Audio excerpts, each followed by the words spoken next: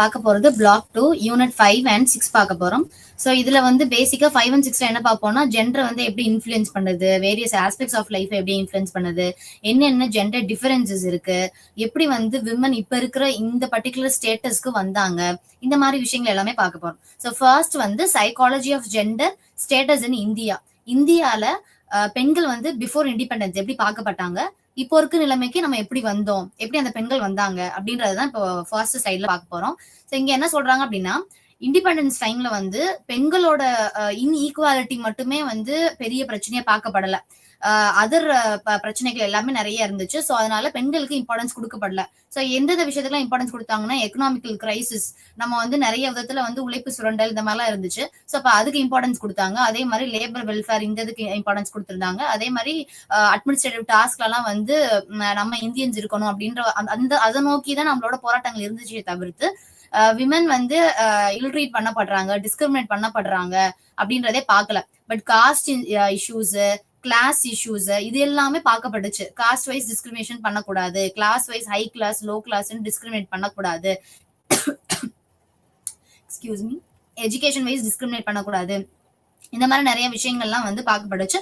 But females வச்சுட்டு எந்த ஒரு டிஸ்கிரிமினேஷன் இன்இக்வாலிட்டியுமே வந்து அவ்வளோ பெருசா இண்டிபெண்டன்ஸ் டைம்ல பேசப்படல.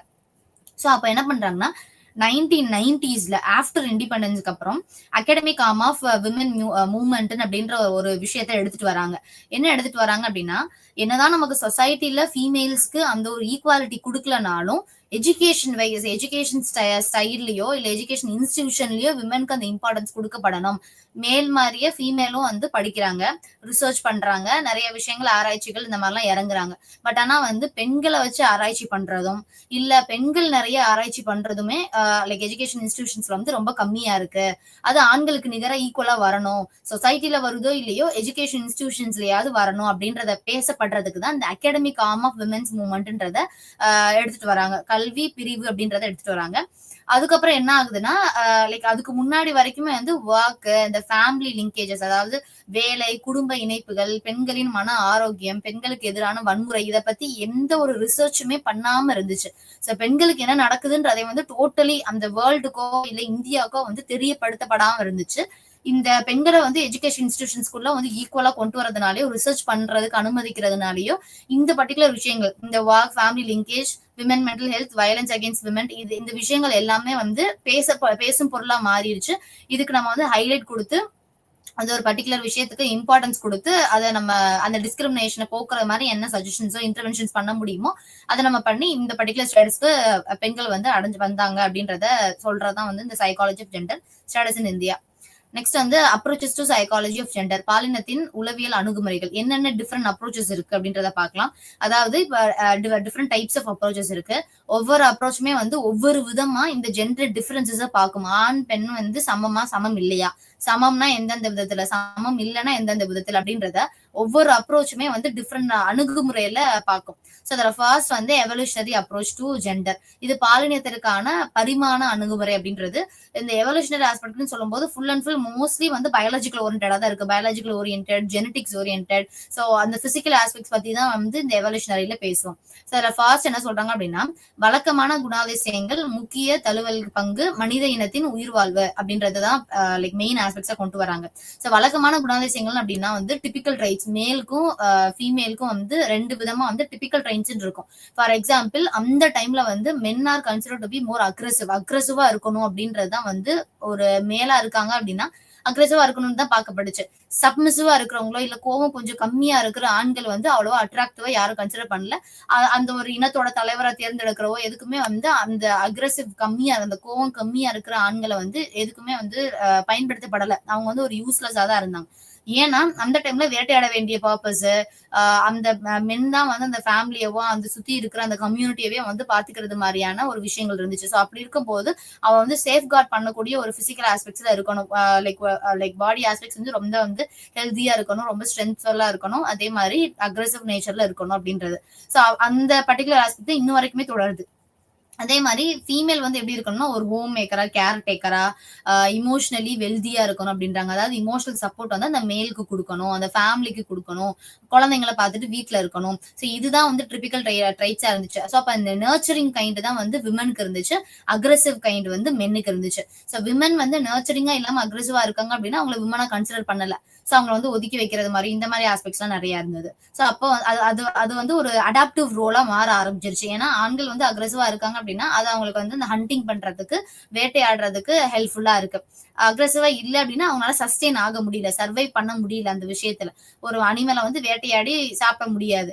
அதே இது பெண்கள் வந்து நர்ச்சரிங்கா இல்லைன்னா அந்த ஃபேமிலியவே பாத்துக்க முடியாது. அவங்க ஜென்ரேஷன் என்னதான் வந்து அவங்க ஆப்ஷன்ஸ் கொடுத்து குழந்தைங்களை வளர்த்திருந்தாலும் அதை சரியா பராமரிக்கல அப்படின்னா அவங்க இறக்குறதுக்கான வாய்ப்புகள் அதிகமா இருக்கு. ஸோ அப்ப அவங்களோட ஜென்ரேஷன்ஸ் வந்து ஸ்டாப் ஆகிறதுக்கு வாய்ப்புகள் இருக்கு. ஸோ அப்ப இந்த ஜென்ரேஷன் ஸ்டாப் பண்ணக்கூடாது, நம்ம கஷ்டப்பட்டு லைக் குழந்தைய வளர்த்துருக்கோம் அப்படின்னா அது இன்னும் பெரிய ஆள் ஆக்கணும் அப்படின்னும் போது ஜென்ரேஷன்ஸை வளர்க்கணும் அப்படின்னு சொல்லும் போது அது ஒரு அடாப்டிவ் ரோலா மாறிடுது. நர்ச்சரிங்கிறது வந்து அடாப்டிவ் ரோல், சர்வைவல் ரோலா மாறிடுது. அதுவே வந்து நம்மளோட ஹியூமன் ரேஸோட ஒரு சர்வைவல் பாயிண்டாவும் மாறிடுச்சு. நெக்ஸ்ட் வந்து டார்வினோட செக்ஷுவல் செலக்ஷன் தியரி பத்தி பார்க்கலாம். சோ இங்க என்ன சொல்லுவாங்க அப்படின்னா அந்த மேட் செலக்ஷன் பத்தி தான் டார்வின் மெயினா பேசியிருப்பாரு. சோ இந்த இடத்துல வந்து மேல்ஸ் வந்து கம்பிட்டன்டா நான் அதர் மேலோட நான் பெரிய கம்பிட்டன்டான ஆளுன்றத ஃபீமேல்கிட்ட காமிக்கிற மாதிரியான ஒரு ஆஸ்பெக்ட் பத்தி பேசியிருப்பாங்க டார்வின். சோ அப்ப அந்த இடத்துல வந்து மென் வந்து அக்ரெசிவா இருக்கணும், பிசிக்கலி ஹெல்த்தியா இருக்கணும், நல்ல ஒரு ஸ்ட்ரென்த்ஃபுல்லா இருக்கணும், மத்தவங்களோட போட்டி போட்டு ஜெயிக்கக்கூடிய ஒரு ஆளா இருக்கணும். சோ அப்போ மென் வந்து விமன் கிட்ட காமிக்கும் போது நான் இவங்களை எல்லாத்தையும் தாண்டி நான் ஒரு கம்பிட்டன்டான பர்சன் உனக்கு அப்படின்றத மாதிரி காமிக்கணும். அதே மாதிரி ஃபீமேல் எப்படி இருக்கணும் அப்படின்னா அவங்க வந்து ப்ரிஃபரன்சஸ் வைஸ் ஆக்ட் ஆனாங்க. மேட் செலக்ஷன் எப்படி பண்ணாங்கன்னா அவங்களோட ப்ரிஃபரன்ஸ் வைஸ் யாரு நம்மளை செக்யூர்டா பாத்துப்பாங்களோ அந்த ப்ரிஃபரன்ஸ் வைஸ் தான் வந்து விமன் வந்து மேல வந்து செலக்ட் பண்ணாங்க. சோ அப்ப அந்த மென் செலக்ஷன் வந்து எப்படி இருந்துச்சுன்னா அவங்க நினைக்கிற மாதிரி அக்ரெசிவாவோ யார் ஹெல்த்தியா இருக்காங்களோ அது ஒரு சைடு இருந்தாலும் யார் நம்மள தன்னை நல்லா பாத்துப்பாங்களோ இமோஷனலி நர்ச்சரிங்கா இருப்பாங்களோ அந்த மாதிரி ஒரு ஆண்களை தான் வந்து பெண்கள் வந்து சூஸ் பண்ணாங்க. சோ அப்போ ஆண்களுக்குன்னு ஒரு நேச்சர் இருக்கு மேட் செலக்ஷன்ல, பெண்களுக்குன்னு ஒரு நேச்சர் இருக்கு அப்படின்றத டார்வின் பேசுறாங்க. அடுத்து இந்த இவல்யூஷனரி ஆஸ்பெக்ட்ல என்ன வருதுன்னா பயாலஜிக்கல் அப்ரோச்சை கொண்டு வராங்க. இந்த பயாலஜில தான் வந்து ஜெனடிக்ஸ் வந்து ரோல் பிளே பண்ணுது. ஸோ அந்த பயாலஜிக்கல் அப்ரோச்ல வந்து ஜெனடிக்ஸ்னு பேசும்போது ஆண்கள் என்ன எப்படி எப்படி அந்த குழந்தை வந்து ஆணாவும் பெண்ணாவும் மாறுது, அந்த ஆஃப்ஸ்பிரிங் வந்து எப்படி மாறுதுன்றது தான் பேசிக்கா இதுல பேசப்பட்டிருக்கும். ஸோ இதை வந்து என்ன சொல்லுவாங்கன்னா 22 பேர்ஸ் ஆஃப் ஆட்டோசோம்ஸ் வந்து மென் அண்ட் விமன் ரெண்டு பேருக்குமே வந்து ஈக்குவலா தான் இருக்கும். அந்த 23rd பேர்ல தான் வந்து அது எக்ஸா மாறுச்சு அப்படின்னா அது விமென்னு சொல்லுவாங்க, ஒய்யா மாறுச்சுன்னா மென்னு சொல்லுவாங்க. சோ அதுக்கு முன்னாடி வரைக்கும் ஆண் பெண் அந்த ரெண்டு ஆஃப்ஸ்பிரிங்குமே வந்து எக்ஸ்ன்ற ஒரு பொட்டன்ஷியல் இருக்கும், ஆல்ரெடி இருக்கும். அது அம்மா கிட்ட இருந்தோ அப்பா கிட்ட இருந்தோ வந்திருக்கும். அது போக வந்து இன்னொரு எக்ஸ் சேர்ந்துச்சுன்னா அது பெண்ணா மாறும், இல்ல இன்னொரு ஒய் சேர்ந்துச்சுன்னா அது ஆண் குழந்தையா மாறும். சோ இதுதான் வந்து பயாலஜிக்கல் அப்ரோச்ல இருக்கு. சோ அப்ப அந்த டிஃபரன்ஸ் வந்து ஜெண்டர் டிஃபரன்ஸ் வந்து குரோமோசோம்ஸ்ல ஆக்ட் ஆகுது அப்படின்றதுதான் வந்து இந்த பயாலஜிக்கல் அப்ரோச்சோட மெயின் கிரைட்டீரியா. நெக்ஸ்ட் வந்து ஹார்மோன்ஸோட ரோல் பத்தி பேசுறாங்க. இது எல்லாமே எவல்யூஷனரி ஆஸ்பெக்ட்ஸ்குள்ள தான் வருது. டிஃபரெண்ட் ஹார்மோன்ஸ் வந்து மேல் அண்ட் ஃபீமேலுக்கு இருக்கு, செக்ரீட் ஆகுது. ஸோ அந்த செக்ரீஷன் பொறுத்து அவங்களோட வந்து கேரக்டரிஸ்டிக்ஸ் மாறுது அப்படின்னு சொல்றாங்க. ஸோ அதில் ஃபர்ஸ்ட் வந்து மேல் செக்ஸ் ஹார்மோன்ஸ் வந்து யூஸ்வலா மேலுக்கு எந்த செக்ஸ் ஹார்மோன் அதிகமா இருக்கும் அப்படின்னா ஆண்ட்ரோஜன் தான் அதிகமா இருக்கும். ஸோ இந்த ஆண்ட்ரோஜன் தான் வந்து இந்த அக்ரெசிவ் நேச்சருக்கு, மற்றவங்களோட சண்டை போடக்கூடிய நேச்சருக்கு, ஹண்டிங்க்கு, தைரியமா போய் அந்த பர்டிகுலர் டேஞ்சரை வந்து அணுகிறதுக்கு, இந்த மாதிரி விஷயங்களுக்கு எல்லாமே வந்து ஆண்ட்ரோஜன் அதுதான் வந்து அதிகமான லைக் தேவைப்படுது. செக்ரீஷன் அதிகமா இருந்தா தான் இந்த மாதிரியான ஆஸ்பெக்ட்ஸ் எல்லாம் வந்து அவங்க ஸ்ட்ராங்கா கன்சிடர் பண்ணிக்க முடியும். அது கம்மியா இருக்குன்னா இந்த அக்ரெசிவாவோ இல்ல அந்த வேட்டையாடக்கூடிய கெப்பாசிட்டியோ எல்லாமே வந்து பொட்டன்ஷியல் வந்து கம்மியா இருக்கும். நெக்ஸ்ட் வந்து ஃபீமேலுக்கு வந்து ஈஸ்ட்ரோஜன் அண்ட் ப்ரொஜெஸ்ட்ரான் வந்து அதிகமா செக்ரீட் ஆகும். ஸோ இது எதுக்கு ஆகுது அப்படின்னா அந்த மதர் ரோல், இந்த நர்ச்சரிங் ரோலை வந்து எடுக்கிறதுக்கு. ஈஸ்ட்ரோஜன் ப்ரொஜெஸ்ட்ரான் இருந்தால் தான் வந்து இந்த பிரெக்னென்ட் விமென்ஸுக்கு ப்ராப்பரான வந்து பிரஸ்ட் மில்க் செக்ரீஷன் இருக்கும். அதே மாதிரி குழந்தைங்களை பாத்துக்கிறதுக்கு அந்த வார்ம்னஸ், இந்த லவ் அண்ட் கைண்ட் எல்லாம் கொடுக்கறது வந்து எதுனா இந்த ப்ரொஜெஸ்ட்ரான் தான் கொடுக்க வைக்கும். ஸோ இது ரெண்டும் தான் வந்து அந்த மீனா வந்து டிபிக்கல் ட்ரைட்ஸ் நம்ம ஃபர்ஸ்ட் ஸ்லைட்ல பார்த்தோம் இல்லையா, அதோட பேசிக் வந்து இங்க இருந்து தான் ஆக்ட் ஆகுது. அதுக்கப்புறம் வந்து சைக்கோ பயாலஜிக்கல் அப்ரோச், சைக்காலஜியும் இன்வால்வ் ஆகுது, பயாலஜிக்கலும் லைக் சைக்காலஜிக்கல் அண்ட் பயாலஜிக்கல் இது ரெண்டும் சேர்ந்து எப்படி ஜெண்டர் டிஃபரன்சஸை கொண்டு வருது, இல்ல ஜெண்டர்ல வந்து டிஃபரன்ஸ் உண்மையிலே இருக்கா இல்லையா அப்படின்றத பார்க்க போறோம். ஸோ அதுல மெயின் ஆஸ்பெக்ட் என்ன சொல்றாங்க அப்படின்னா ஜெண்டர் அண்ட் இன்டெலிஜென்ஸ், பாலினம் மற்றும் நுண்ணறிவு, இது ரெண்டுத்தையும் பாக்குறது. அப்ப இன்டெலிஜென்ஸ்க்கும் நுண்ணறிவுக்கும் இந்த பாலினம்க்கும் வந்து ஏதாவது சம்மந்தம் இருக்கா அப்படின்னு பார்க்கும்போது ஆக்சுவலா வந்து மென்னோட பிரெயின் தான் வந்து லைக் அதிகமான வெயிட் இருக்கு, compare to the women brain. So அப்ப அந்த வெயிட் இருக்கிறத வச்சு வந்து நம்மளோட பொட்டன்ஷியல் மாறுமா, நம்மளோட அந்த செயல்திறன் மாறுமா அப்படின்னா செயல்திறன் மாறாது. பட் ஆனா பிரெயினோட அளவு வந்து அதிகமா இருக்கு. ஸோ 2017 வந்து மார்வா அப்படின்றவங்க வந்து நிறைய பேர் அவங்களோட குழுவோட சேர்ந்து ரிசர்ச் பண்ணதுல 11.5% வந்து மென்னோட பிரெயின் வந்து விமனோட பிரெயினை விட அதிகமா இருக்கு, அளவுல அதிகமா இருக்கு. பட் ஆனா வந்து அவங்களோட பொட்டன்ஷியல் எபிலிட்டிஸ் கேப்பபிலிட்டிஸ் இதுல வேரி ஆகுதான்னு பார்த்தா அது கிடையாது. மென்னுக்கும் விமனுக்கும் ஒரே மாதிரியான பொட்டன்ஷியல் கேப்பபிலிட்டிஸ் தான் இருக்கு, அளவு மட்டும் தான் பெருசா இருக்கு அப்படின்னு சொல்றாங்க. அதே மாதிரி அது எப்படி நம்ம வந்து ப்ரூவ் பண்றது அப்படின்னா எபிலிட்டி டெஸ்ட் பண்றது மூலியமா தான். ஸோ சைக்கலாஜிக்கல் பேட்டரி ஆஃப் டெஸ்ட்ஸையோ இல்ல இன்வென்ட்ரிஸையோ வச்சு டெஸ்ட் பண்ணும்போது அவங்க மென்னுக்கும் லைக் விமெனுக்கும் வந்து ஏதாவது டிஃபரன்ஸ் இருக்கா, மோஸ்ட் ஆஃப் த மென்ஸ் வந்து பர்டிகுலர் எபிலிட்டியில எப்படி பெர்ஃபார்ம் பண்றாங்க, மோஸ்ட் ஆஃப் த விமென்ஸ் வந்து பர்டிகுலர் எபிலிட்டியில எப்படி பெர்ஃபார்ம் பண்றாங்க, இது ரெண்டத்தையும் கம்பேர் பண்ணி மென்னுக்கும் விமெனுக்கும் டிஃபரன்ஸ் இருக்கா, most of the time difference வராது. ஸோ எதுலையுமே டிஃபரன்ஸ் வரலன்னு சொல்றாங்க. இப்போ லைக் ஃபார் எக்ஸாம்பிள் லேட்டரலைசேஷன் எடுக்கிறாங்க, அதாவது பக்கவாட்டு அம்சம் அப்படின்னு சொல்றாங்க. லேட்டரலைசேஷன் என்ன அர்த்தம் அப்படின்னா ஃபார் எக்ஸாம்பிள் ரைட் பிரெயினுக்கு ரைட் ஹெமிஸ்பியர் லெஃப்ட் ஹெமிஸ்பியர் அந்த பிரெயின் வந்து ரெண்டா பிரியுது. ரைட் ஹெமிஸ்பியருக்குன்னு சொல்லிட்டு ஒரு சில கெப்பாசிட்டிஸ் இருக்கு. ரைட் ஹெமிஸ்பியர் தான் வந்து ஃப்ளூயிட் இன்டெலிஜென்ஸ்க்கு ரெஸ்பான்சிபிள். அதாவது நமக்கு ஜெனட்டிக்ஸாவே நமக்கு ஒரு இன்டெலிஜென்ஸ் வரும் இல்லையா, நம்மளோட ஹெரிடிட்டரி வைஸ் பரம்பரையா நமக்கு ஒரு இன்டெலிஜென்ஸ் இருக்கும், ஐக்கியூ இருக்கும். ஸோ அது வந்து ரைட் பிரெயின்ல தான் அந்த கெப்பாசிட்டிஸ் எல்லாமே இருக்கும். ரைட் பிரெயின்ல தான் நமக்கு வந்து ஸ்பீச் ப்ரொடக்ஷன், ஸ்பீச் காம்ப்ரிஹென்ஷன், அதே மாதிரி ஏதாவது ஆர்டிஸ்டிக்கா இருக்கும், படம் நல்லா வரைய வருது, எனக்கு டான்ஸ் நல்லா பண்ண வருது, இல்ல ஃபைன் ஆர்ட்ஸ் நல்லா பண்றேன், ஏதோ ஒரு விஷயம் ஒரு கூட பண்றதோ ஏதோ ஒண்ணு நான் நல்லா பண்றேன் அப்படின்னா அது எல்லாமே ரைட் பிரெயினோட கெப்பாசிட்டி. இல்ல ஒருத்தன் வந்து நல்லா படிக்கிறான், நல்ல டக்குன்னு ஸ்கில்ஸை கத்துக்கிறான், அவனுக்கு வந்து என்ன சொல்ல வரோன்றது டக்குன்னு புரிஞ்சிருது, அவனுக்கு வந்து அந்த ரீசனிங் கெப்பாசிட்டி அதிகமா இருக்கு, லைக் அவனுக்கு வந்து problem solving capacity, decision making capacity இதெல்லாம் அதிகமா இருக்கு, வேர்பல் காம்ப்ரிஹென்ஷன் அதிகமா இருக்கு. அதே மாதிரி ஒரு பர்டிகுலர் வேர்டு கொடுத்தோம் அப்படின்னா அந்த வேர்டை வச்சு நிறைய விஷயங்கள் யோசிக்கிற திறன் இருக்கு அப்படின்னா இது எல்லாமே வந்து லெஃப்ட் ஹெமிஸ்பியரோட ரெஸ்பான்சிபிலிட்டிஸ். ஸோ அப்போ இதுக்குன்னு தனி எபிலிட்டிஸ், இதுக்குன்னு தனி வேலைகள் இருக்கு. ரைட் ஹெமிஸ்பியருக்குன்னு குறிப்பிட்ட சில எபிலிட்டிஸ் இருக்கு, லெஃப்ட் ஹெமிஸ்பியருக்குன்னு குறிப்பிட்ட சில எபிலிட்டிஸ் இருக்கு. ஸோ அப்ப இது ரெண்டும் வந்து மென்னுக்கும் விமனுக்கும் வேரி ஆகுதா, மென்னுக்கு வந்து ஃபார் எக்ஸாம்பிள் ஒரு ஸ்கில்ல வந்து கத்துக்கிற பொட்டன்ஷியல் அதிகமா இருக்கா, ஏன்னா அளவு பெருசா இருக்குன்னு சொல்றீங்களே அதிகமா இருக்கா, இல்ல பெண்களுக்கு கம்மியா இருக்கா அப்படின்னு பார்த்தா எந்த டிஃபரன்சியேஷனும் லேட்டரலைசேஷன்ல கிடையாது. இந்த ரைட் ஹெமிஸ்பியர் லெஃப்ட் ஹெமிஸ்பியர் பிரிக்கிறோம் இல்லையா, அந்த பொட்டன்ஷியல்ல மென்னுக்கு ஏதோ ஒரு விஷயம் கூடயாவும் விமனுக்கு கம்மியாவும் அப்படி எதுவுமே கிடையாது அப்படின்னு சொல்றாங்க. பட் ஆனா இங்க வந்து கார்பஸ் கலோசம்ன்ற ஒரு விஷயத்தை பத்தி பேசுறாங்க. கார்பஸ் கலோசம் என்ன அப்படின்னா இந்த ரைட் ஹெமிஸ்பியரையும் லெஃப்ட் ஹெமிஸ்பியரையும் இணைக்கிறதுக்கு ஒரு பாலம் மாதிரி இருக்கும், அதுதான் வந்து கார்பஸ் கலோசம் சொல்றோம். அது வந்து ஒரு ஃபைபர் டிஷ்யூனால ஆனது, நடுவில் வந்து ஒரு வயர் மாதிரி இருக்கும், லிங்கேஜ் மாதிரி இருக்கும். ஃபார் எக்ஸாம்பிள் இப்ப நம்ம வந்து ரைட் ஹேண்ட்ல வந்து எழுதுறோம் அப்படின்னா இந்த ரைட் ஹேண்ட்ல எழுதுறது வந்து எந்த ஹெமிஸ்பியர் கண்ட்ரோல் பண்ணும் அப்படின்னா லெஃப்ட் ஹெமிஸ்பியர் தான் கண்ட்ரோல் பண்ணும். ஸோ அப்ப right side of the body வந்து லெஃப்ட் ஹெமிஸ்பியர்னால கண்ட்ரோல் பண்ணப்படுது, left side of the body வந்து ரைட் ஹெமிஸ்பியர்னால கண்ட்ரோல் பண்ணப்படுது. ஸோ அப்போ நான் எழுதும் போது எந்த மூளை எந்த பார்ட் ஆஃப் மூளை வந்து நமக்கு வேலை பார்க்கும் அப்படின்னா ரைட்டு தான் லெஃப்ட் தான் வேலை பார்க்கும். இதே இது வந்து நான் ஒரு ஸ்கில் கத்துக்கிறேன், ஏதோ ஒரு புது விஷயம் ஆர்டிஸ்டிக்கா ஏதோ ஒன்று பண்றேன் அப்படின்னா அப்ப எது எனக்கு ஆக்ட் ஆகும் அப்படின்னா ரைட் ஹெமிஸ்பியர் ஆக்ட் ஆகும். சோ அப்போ இந்த கார்பஸ் கலோசம் அந்த ஃபைபர் தான் இதுக்கு காரணம். எப்படி வந்து நம்மளோட லெஃப்ட் சைட் ஆஃப் த பாடி ரைட்ல போய் எப்படி கனெக்ட் ஆகுது, right side of the body வந்து எப்படி லெஃப்ட்ல போய் கனெக்ட் ஆகுது, இந்த கனெக்ஷனை பண்றது வந்து இந்த கார்பஸ் கலோசம் நடுவில் ஒரு ஃபைபர் டிஷ்யூ மாதிரி இருக்கும், அதுதான் அதை பண்ணுது. அப்ப இதுல ஒரு டிஃபரன்ஸ் இருக்கு அப்படின்னு சொல்றாங்க. என்ன டிஃபரன்ஸ் இருக்கு அப்படின்னா விமென்க்கு வந்து 50 வயசுக்கு மேல இது வந்து இன்க்ரீஸ் ஆக ஆரம்பிக்குது, அந்த பொட்டன்ஷியல் வந்து இன்க்ரீஸ் ஆக ஆரம்பிக்குது அப்படின்னு சொல்றாங்க. அதே இது மென்னுக்கு வந்து 30 வயசு வரைக்கும் தான் இன்க்ரீஸ் ஆகுது, அதுக்கு மேல அவங்களுக்கு அது வந்து டீட்டோரியேட் ஆக ஆரம்பிச்சிருது அப்படின்றாங்க. அதுக்கு மேல அது வளர மாட்டேங்குது, அதோட செயல்திறன் வந்து குறைய ஆரம்பிச்சது 30 வயசுக்கு மேலன்னு பார்க்கும்போது. விமென்க்கு 50 வயசுக்கு மேலதான் அதோட செயல்திறனை கூட ஆரம்பிக்குது. இந்த ரெண்டு விஷயத்துலதான் வந்து டிஃபரன்ஸ் இருக்கு. சோ அப்ப அந்த கார்பஸ் கலோசம் மட்டும் தான் டிஃபரன்ஸ் இருக்கே தவிர்த்து வேற எந்த பர்டிகுலர் ஆஸ்பெக்ட்ஸ்லயுமே வந்து டிஃபரன்ஸ் கிடையாது. இது தாண்டி ஒரு மென்டல் பொட்டன்ஷியல் வந்து மென்டல் எபிலிட்டி வந்து ஒரு டிஃபரன்ஸ் இருக்கு அப்படின்னா அந்த ஸ்பேஷியல் ரொட்டேஷன் வந்து ஆண்களுக்கு வந்து கொஞ்சம் அதிகமாவே இருக்கு அப்படின்றாங்க. அது ஏன் அப்படின்னா இந்த சர்வைவல் ஆஃப் த ஃபிட்டஸ்ட் அதனாலதான் வந்திருக்கு அப்படின்னு சொல்றாங்க. இந்த எவல்யூஷனரி பேசிஸ்ல பார்க்கும்போது நம்ம வந்து எத்தனையோ காலமா வந்து ஆண்கள் தான் வந்து நிறைய விஷயங்கள் வெளியில போய் பண்றது மாதிரியும் எக்ஸ்ப்ளோர் பண்றது மாதிரியும் வண்டி ஓட்டுறது பல இடங்களுக்கு போய் வர்றது, இது எல்லாமே வந்து ஆண்கள் தான் பண்றாங்க, பெண்கள் அவ்வளவா பண்றது இல்ல. சோ அப்ப அந்த ஹெரிடரி வைஸ் பார்க்கும்போது ஜெனரேஷனா பின்னாடி போய் பார்க்கும்போது ஆண்கள் தான் அந்த வெளி உலகம் சார்ந்து நிறைய டாஸ்க் பண்றதுனால அந்த ஸ்பேஷியல் கெப்பாசிட்டி, ஸ்பேஷியல் இன்டெலிஜென்ஸ்னு சொல்லுவோம் இல்லையா? இப்போ ஃபார் எக்ஸாம்பிள் ஒரு ஏரியாவுக்கு போறோம் அப்படின்னா எப்படி அந்த வழி ஃபர்ஸ்ட் டைம் போறோம் அந்த ஏரியாவுக்கு, எப்படி என் வீட்ல இருந்து அந்த அந்த பர்டிகுலர் விஷயம் அந்த இடத்துக்கு அடைகிறதுன்ற பாதை வந்து எனக்கு ஃபர்ஸ்ட் டைம் நான் வந்து கண்டுபிடிச்சு போறேன். அடுத்து நான் கேட்கும்போது திணறேன் அப்படின்னா எனக்கு ஸ்பேஷல் இன்டெலிஜென்ஸ் கம்மியா இருக்குன்னு அர்த்தம். இதே என்னால வந்து ஒரு டைம்ல நான் பார்த்ததை வச்சு என்னால திருப்பி அந்த இடத்துக்கு போக முடியும், யாரோட ஹெல்ப்பும் இல்லாம போக முடியும் அப்படின்னா ஸ்பேஷல் இன்டெலிஜென்ஸ் அதிகமா இருக்குன்னு அர்த்தம். சோ அந்த இன்டெலிஜென்ஸ், அந்த ஸ்பேஷியல் எபிலிட்டின்றது வந்து ஆண்களுக்கு அதிகமா இருக்கு because of the hereditary influence அப்படின்னு சொல்றாங்க. அந்த ஹெரிடிட்டரி இன்ஃப்ளூயன்ஸ்னாலதான் இந்த ஸ்பேஷியல் பொட்டன்ஷியல் வந்து அதிகமா இருக்கு.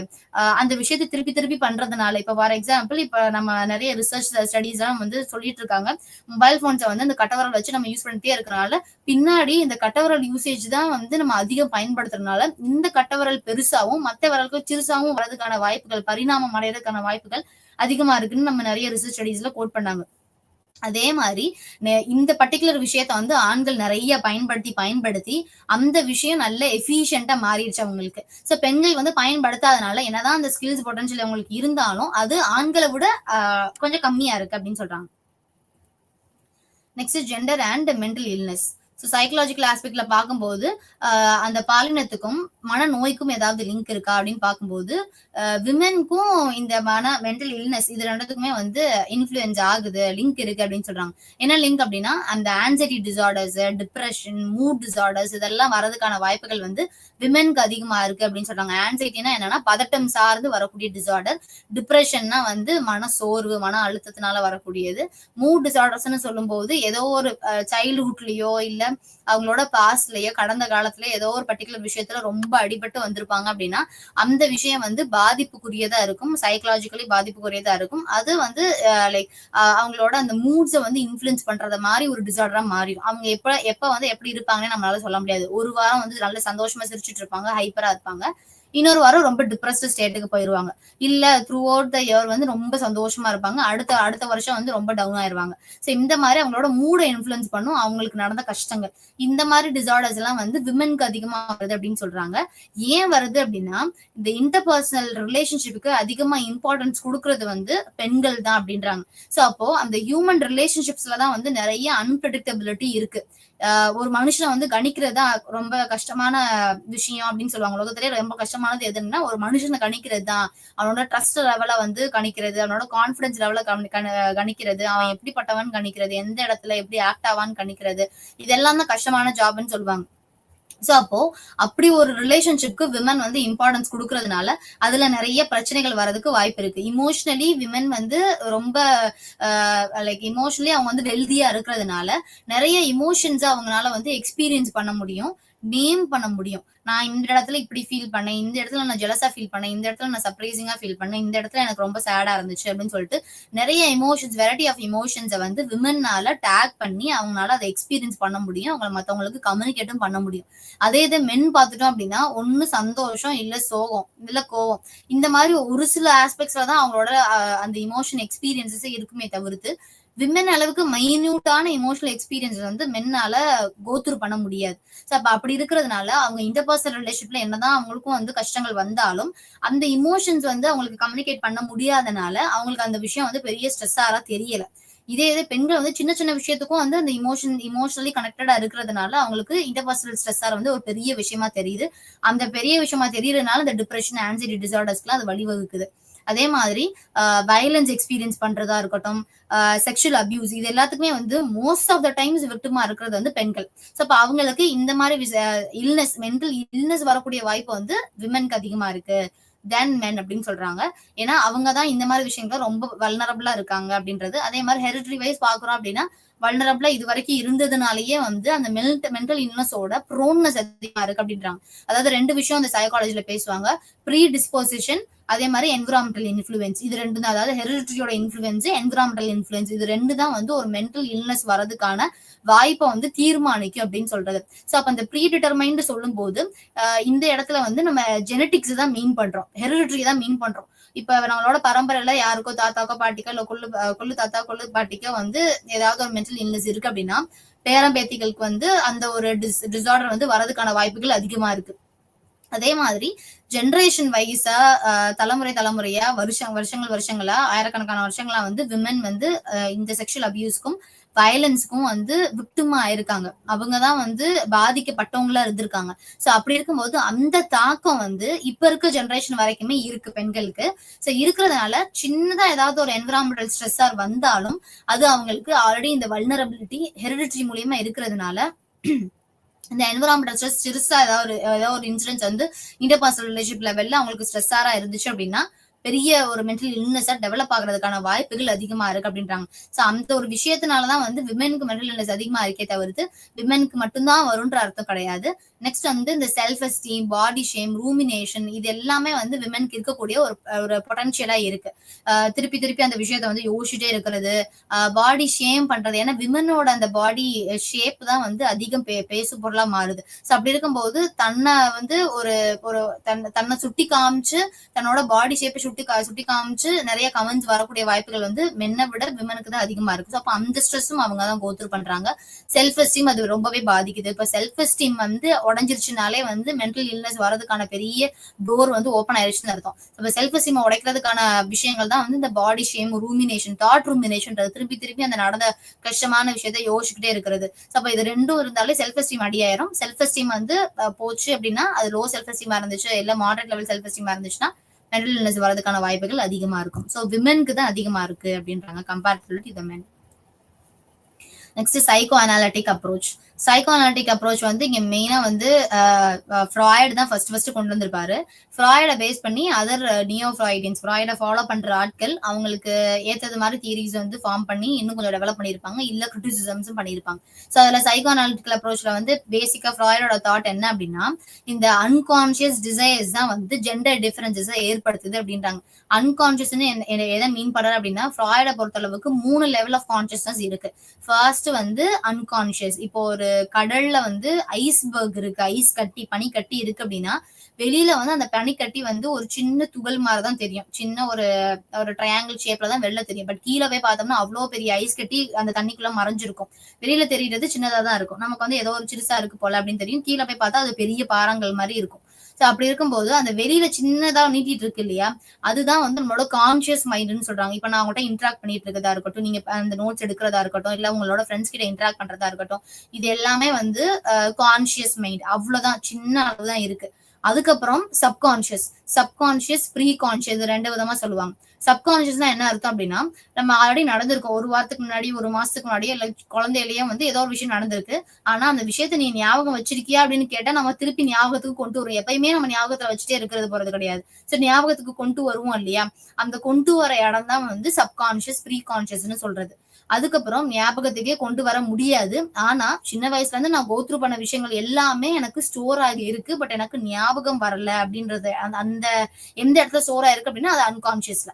சோ அன்கான்சியஸ் தான் பிக்கெஸ்ட் பார்ட் ஆஃப் ஐஸ்பர்க். அந்த கீழே பெரிய ஐஸ்பர்கா இருக்கும் இல்லையா, பனிக்கட்டி மாதிரி இருக்கும் இல்லையா, அது அன்கான்சியஸோட லெவல் தான் பெருசு அப்படின்னு சொல்லுவார். சோ அப்ப இந்த அன்கான்சியஸ் டிசையர்ஸ்ன்னு சொல்லும் போது ஆசைகள், அன்கான்சியஸா நமக்கு குழந்தையில இருந்து இப்ப வரைக்கும் இருக்கக்கூடிய ஆசைகள் தான் இந்த ஜெண்டர் டிஃபரன்சஸ் வந்து கிரியேட் பண்ணி விட்டுருச்சு அப்படின்றது ஃப்ராய்டோட கருத்து. சோ இந்த இடத்துல வந்து நம்ம டிஃபரெண்ட் பெர்ஸ்பெக்டிவ்ஸ் தான் பார்ப்போமே தவிர்த்து இதுதான் உண்மை, இதுதான் சரி, இதுதான் தப்பு, இப்படிதான் பார்க்கணும் போல அப்படிலாம் எதுவும் கிடையாது. இது ஒவ்வொருத்தவங்களோட வியூ பாயிண்ட்ஸ். அந்த வியூ பாயிண்ட்ஸ் நம்ம அண்டர்ஸ்டாண்ட் பண்ணிட்டு இப்ப கரண்டா எப்படி சொசைட்டி நம்ம பார்க்கணுமோ, மென் அண்ட் விமன் எப்படி பார்க்கணுமோ அந்த லெவல்ல நம்ம பார்த்துட்டு போகலாம். சோ ஃப்ராய்டை பொறுத்த அளவுக்கு வந்து ஜெண்டர் டிஃபரன்ஸ் எப்ப எமர்ஜ் ஆகுது அப்படின்னா ஃபேலிக் ஸ்டேஜ்ல தான் டெவலப் ஆகுது அப்படின்னு சொல்றாங்க. அதாவது ஒரு குழந்தையோட 3 வயசுல இருந்து அந்த ஜெண்டர் டிஃபரன்ஸ் வந்து அது பாக்குறதுக்கான கெப்பாசிட்டியை வளர்த்துக்குது அப்படின்னு சொல்றாங்க. சோ 3 வயசுல இருந்து இப்ப பெண்கள் இருக்காங்க அப்படின்னா அம்மா மாதிரியும் வந்து ஒரு டால் வச்சுட்டு கிச்சன்ல சமைக்கிற மாதிரியோ இல்ல குழந்தைய பாத்துக்கிற மாதிரியோ கேர் டேக்கர் மாதிரியான ரோல் எடுத்து பண்ணும். இது பையனா இருக்கான் அப்படின்னா அவன் வந்து breadwinner of the family மாதிரி ஆக்ட் பண்ணுவான். ஏதோ ஒரு பிசினஸ், டாக்டர் ரோல ஏதோ ஒரு ப்ரொஃபஷன் எடுத்து ஆக்ட் பண்றது மாதிரி, கார் ஓட்டுறது மாதிரி, இந்த மாதிரி விஷயங்கள் தான் வந்து அந்த பையன் வந்து பண்ணிட்டு இருக்கிற மாதிரி இருக்கும். அப்ப 3 இயர்ஸ்ல இருந்தா இதுதான் என்னோட ஜெண்டர் ரோல், நான் ஒரு பொண்ணு, நான் இப்படிதான் இருக்கணும், இது நான் ஒரு பையன், நான் இப்படிதான் இருக்கணும்னு சொல்லிட்டு அவங்க அம்மா அப்பாவை வச்சுதான் ஒரு ரோல் மாடலா எடுத்து பண்ண ஆரம்பிப்பாங்க. சோ ஒரு பெண் குழந்தை இருக்கு அப்படின்னா அது அவங்க அம்மாவை தான் ரோல் மாடலா எடுத்து பண்ணுவோம். ஒரு ஆண் குழந்தை இருக்குன்னா அவங்க அவங்க அப்பாவை தான் எடுத்து ரோல் மாடலா எடுத்து பண்ணுவாங்க. சோ இந்த டிஃபரன்சியேஷன் வந்து 3 இயர்ஸ்ல இருந்து வரும். அதுக்கு முன்னாடி வரைக்கும் ஜெண்டர் டிஃபரன்சியேஷன் தெரியாது, பாடி டிஃபரன்சியேஷன் தெரியாது, என்ன ரோல்ஸ் அண்ட் ரெஸ்பான்சிபிலிட்டிஸ் இருக்கு, ஒவ்வொரு டைப் ஆஃப் ஜெண்டருக்கும் என்ன ரோல்ஸ் அண்ட் ரெஸ்பான்சிபிலிட்டிஸ் இருக்கு, நான் எந்த ஜெண்டருக்குள்ள வருவேன், எந்த ஒரு நாலேஜுமே அதுக்கு முன்னாடி வரைக்கும் இருக்காது. சோ இதெல்லாம் வந்து எக்ஸ்ப்ளோர் பண்றது வந்து 3 இயர்ஸ்ல இருந்து ஆரம்பிக்குது, ஃபேலிக் ஸ்டேஜ்ல இருந்து ஆரம்பிக்குதுன்னு ஃப்ராய்ட் சொல்றாரு. நெக்ஸ்ட் வந்து நான்சி சவுட்ரோ, இவங்க என்ன சொல்றாங்கன்னா கன்ஸ்ட்ரக்ட் ஆஃப் மதரிங் பத்தி பேசுறாங்க. அதாவது தாய்மையின் கட்டுமானம். இந்த கன்ஸ்ட்ரக்ட் ஆஃப் மதரிங் வந்து நம்மளோட குழந்தை பருவத்துல இருந்து வரக்கூடியது, நம்ம அம்மா அப்பா நம்மள எப்படி பேரண்டிங் பண்றாங்களோ அதுல இருந்து வரக்கூடியதுன்றது இவர் சொல்றாரு. இது எல்லாமே சைக்கோ அனாலிசிஸ் கீழே தான் வருது. ஸோ இந்த கன்ஸ்ட்ரக்ட் ஆஃப் மதரிங்னு சொல்லும்போது இப்போ ஒரு அம்மா வந்து அந்த ஒரு ஃபேமிலி வந்து ரொம்ப இமோஷனலி செக்யூரா, வார்ம்தா, கைண்ட்னஸோட பாத்துக்கிறாங்க, நல்ல வந்து அந்த குழந்தைங்களுக்கு தேவையான நீட்ஸ் எல்லாம் உடனே பூர்த்தி பண்றாங்க அப்படின்னா அந்த பெண் குழந்தை வந்து அவங்க அம்மா பார்த்தா வளரும் இல்லையா. சோ அதே ரோலை தான் எடுத்து அவங்க அடல்ட் ஆகும்போதும் அவங்க அம்மா எப்படி அவங்கள வளர்த்தாங்களோ அதே மாதிரிதான் அவங்க தன்னோட குழந்தைய வளர்ப்பாங்க அப்படின்றது. என்னதான் நம்ம கான்சியஸா சம்டைம்ஸ் வந்து நம்மளோட அம்மா அப்பா சரியா நம்மள வளர்க்கல, நமக்கு வந்து டாக்ஸிக்கா இருந்துச்சு என்விரான்மெண்ட், சரியா இல்ல, நம்மளோட மனநிலை சரியா இல்ல, குழந்தை பருவத்துல எனக்கு சந்தோஷமா இல்ல அப்படின்னு நம்ம நினைச்சிருந்தா நம்ம என்ன பண்ணலாம்னா கான்சியஸா நம்ம வந்து நம்மளோட குழந்தைங்களுக்கு அது வரக்கூடாதுன்னு சொல்றத மாத்துறதுக்கு ட்ரை பண்ணுவோம். பட் ஆனா இன்ஸ்டிங்க்டா என்ன இருக்கும் அப்படின்னா, ஹெரிடரி வைஸ் என்ன இருக்கும்னா நம்ம அம்மா நம்மளை எப்படி வளர்த்தாங்களோ அதுதான் நமக்கு வந்து டியூன் ஆகும், அதுக்குதான் நம்ம டியூன் ஆயிருப்போம். கான்சியஸா வேணா நம்ம மாத்தலாம். அதுக்கப்புறம் ஒரு பையன் இருக்கான் அப்படின்னா அவங்க அப்பா வந்து எப்படி அந்த அந்த அந்த ஒரு குடும்பத்தை பாத்துக்கிட்டாரு, எப்படி அந்த நீட்ஸ் எல்லாம் அவர் பூர்த்தி பண்ணாரு, எந்த மாதிரி அம்மா கிட்ட அவர் கம்யூனிகேட் பண்றாரு, பசங்க கிட்ட எப்படி கம்யூனிகேட் பண்றாங்க, அவுட்டர் வேர்ல்ட்ல தன்னை எப்படி அவர் போர்ட்ரே பண்ணிக்கிறாரு, ஒரு மேனை எப்படி போர்ட்ரே பண்ணிக்கிறாரு, இதெல்லாம் பார்த்துதான் அந்த பையன் வந்து அடல்ட் ஏஜ் வரும்போது அந்த பர்டிகுலர் விஷயத்த எம்பசைஸ் பண்ணுவான். சோ இது வந்து கன்ஸ்ட்ரக்ட் ஆஃப் மதரிங்ல வருது. நெக்ஸ்ட் என்ன சொல்றாங்கன்னா அதே விஷயம் தான், இந்த டாட்டர் வந்து மதரோட ரோல் எடுத்து பண்ண ஆரம்பிப்பாங்க. பாய் வந்து என்ன பண்ணுவாங்கன்னா பையன் வந்து மதரோட ரோல் டினை பண்ணிட்டு, ஏன்னா அது பெண்களுக்குரிய ரோல், ஆண்களுக்கு என்ன ரோல், நான் அப்பாவை தான் ஃபாலோ பண்ணணும்னு சொல்லிட்டு அந்த டிஃபரன்சியேஷன் வரும். நான் அம்மாவை ஃபாலோ பண்ணக்கூடாது, என்னதான் வந்து அந்த குழந்தை வந்து 3 வயசு வரைக்குமே வந்து அம்மா தான் டிபெண்ட் பண்ணி இருக்கும். இப்ப அது வரைக்கும் அம்மாவுக்கு ஏத்தது மாதிரிதான் அந்த பையன் டியூன் ஆயிருப்பான். அவங்களுக்கு என்ன பிடிக்குதோ அவங்க எப்படி பண்றாங்களோ அந்த மாதிரிதான் அந்த குழந்தை பண்ணிட்டு இருக்கும். பட் அதுக்கப்புறம் அந்த ஜெண்டர் டிஃபரன்சியேஷன் ஒரு அவேர்னஸ் வந்ததுக்கு அப்புறம் நம்ம அம்மா மாதிரி இருக்கக்கூடாது, நம்ம அப்பா மாதிரி இருக்கும், அப்ப அவங்களோட ரோல் எடுத்தா நம்ம பண்ணணுன்ற அந்த டிஃபரன்சியேஷன் வந்து அம்மா ரோல்ஸ் தள்ளி வச்சுட்டு அப்பா ரோல்ஸ் எடுக்கிறது மாதிரியான ஒரு தாட், அந்த ஒரு பிஹேவியரல் சேஞ்ச் வந்து நடக்கக்கூடிய ஸ்டேஜ் வந்து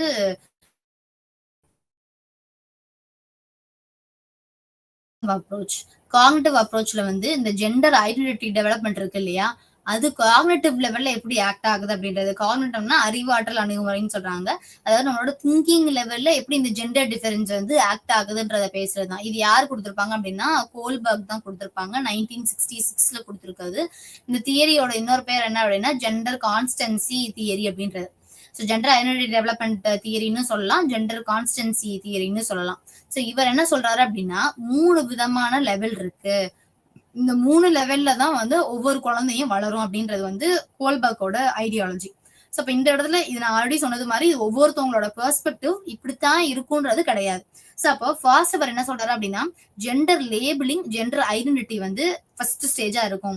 அது அப்ப எந்த ஏஜ்ல இருக்கும் அந்த குழந்தைங்களுக்குன்னா ஒரு 2ல இருந்து 3.5 வயசுக்குள்ள அந்த அந்த அந்த ஸ்டேஜுக்குள்ளேயே தான் இருக்கும். 3.5 வயசு வரைக்குமே ஜெண்டர் லேபிளிங், ஜெண்டர் ஐடென்டிட்டில தான் இருக்கும். அதாவது நான் வந்து ஒரு பையன், நான் ஒரு பொண்ணு அப்படின்ற அந்த ஒரு அப்பியரன்ஸை வச்சே வந்து இவ அவன் அந்த ஒரு டிஃபரன்சியேஷன் அந்த குழந்தைங்களுக்கு வரும். இது வந்து இது வந்து பாய், இது கேர்ள் அப்படின்ற டிஃபரன்சியேஷன், நான் ஒரு பாய், நான் ஒரு கேர்ள். சோ அப்படின்ற ஒரு டிஃபரன்சியேஷன் வந்து வரக்கூடிய ஏஜ் வந்து 2 to 3.5 இயர்ஸ்க்குள்ள வரும்.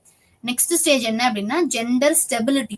ஜெண்டர் ஸ்டெபிலிட்டினா இந்த ஸ்டெபிலிட்டின்ற வேர்டு வச்சு நீங்க எழுதிடலாம். அதாவது இந்த ஜெண்டர் வந்து கன்சிஸ்டன்டா இருக்க போகுது அப்படின்றது. இந்த அப்பியரன்ஸ் நமக்கு என்ன அப்பியரன்ஸ் இருக்கோ அதுதான் நம்மளுக்கு வாழ்க்கை ஃபுல்லா இருக்க போகுது அப்படின்ற ஒரு ஒரு தாட் வருது. அது வந்து லைக் இப்படிதான் இருப்போம் அப்படின்ற ஒரு தாட் வந்து இருக்கிறது வந்து 3.5 to 4.5 இயர்ஸ் வரைக்கும் இருக்கும், 3.5 வருஷத்துக்கு இருக்கும். சோ அப்ப இந்த ஒரு வருஷத்துல வந்து லைக் இவங்க வந்து பொண்ணுதான், மறுநாள் நைட் வந்து தூங்கி எழுந்திரிச்ச உடனே அது பையனா மாறாது. அதே மாதிரி இந்த பையன் வந்து பையனா தான் இருக்க போறான், பொண்ணா மாற போறது கிடையாது. அவங்களுக்கான ரூல்ஸ் இதுதான்றதா அந்த ஒரு ஐடியாலஜி வரும். நெக்ஸ்ட் வந்து ஜெண்டர் கான்ஸ்டன்சி, கன்சிஸ்டன்சி. இந்த கான்ஸ்டன்சின்னு சொல்லும்போது இதுதான் இது இப்படிதான்ற ஒரு ஐடியாலஜில ஆக்ட் ஆகுதான் இந்த கான்ஸ்டன்சின்னு சொல்லுவோம். ஸோ இது எப்ப இருந்து வரும் அப்படின்னா 6 வயசுல இருந்து இந்த கான்ஸ்டன்சி ஆரம்பமாக ஆரம்பிச்சிடும். அதாவது எந்த சுச்சுவேஷனோ எந்த பர்டிகுலர் இன்ஃபுளுன்ஸோ அம்மா அப்பா அடிச்சு திருத்துறதுனாலயோ இல்ல எஜுகேஷன்ல வந்து ஸ்கூல்ல வந்து டீச்சர் சொல்றதுனாலயோ இல்ல நம்ம நினைக்கிறதுனாலயோ நம்ம ஜெண்டரை மாத்த முடியாது அப்படின்ற ஒரு கான்செப்ட் வரதான் வந்து இந்த ஜெண்டர் கான்ஸ்டன்சி. இது என்ன நடந்தாலும் இந்த ஜெண்டர்ன்ற ஒரு விஷயம் மாற போறது கிடையாது, இது இப்படியேதான் இருக்க போகுது, இது ஒண்ணு நம்மளோட நிரந்தரமா வரப்போகுது அப்படின்ற ஒரு ஸ்ட்ராங்கான ஒரு ஐடியாலஜி கிரியேட் பண்றது வந்து 6 இயர்ஸ்ல இருந்து. ஸோ ஃபர்ஸ்ட் வந்து இது பொண்ணு பையன்ற அந்த டிஃபரன்ஸ் வந்து அந்த குழந்தைங்களுக்கு வரும். அடுத்து வந்து ஜெண்டர் ஸ்டெபிலிட்டி, இது இவ பொண்ணாதான் இருக்க போறா இவ பையனாதான் இருக்க போறான்ற அந்த ஒரு டிஃபரன்ஸ் வரும். அடுத்து ஜெண்டர் கான்ஸ்டன்சில வாழ்க்கை முழுக்க எந்த சுச்சுவேஷன்னாலையும் நம்மளோட இந்த ஜெண்டரை வந்து மாத்த முடியாது அப்படின்ற ஒரு நாலேஜ் கிடைக்கிறது வந்து 6 இயர்ஸ்ல இருந்து வருது. இது வந்து கோல்பர்கோட தியரி.